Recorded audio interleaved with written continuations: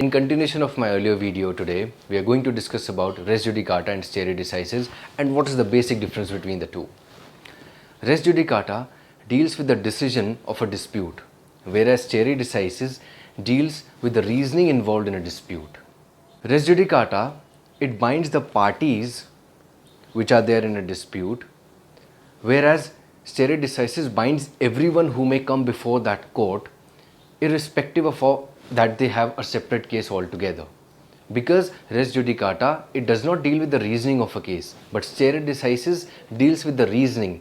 It shows the logic which has been passed, which has been shown in a particular case. Res judicata applies to all the courts which are there present of the same hierarchy. When a case has been passed, when a judgment has been passed, or whenever a ruling has been given, then at that particular point of time, res judicata binds all the courts which are there in that particular country, that particular person cannot take a relief in the same court or in a court of the same hierarchy. Whereas in stare decisis,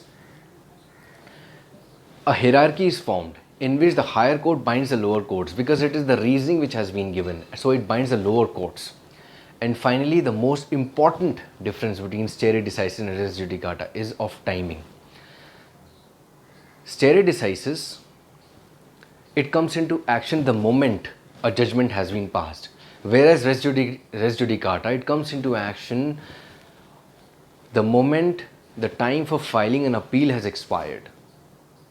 So these are the basic differences between res judicata and stare decisis.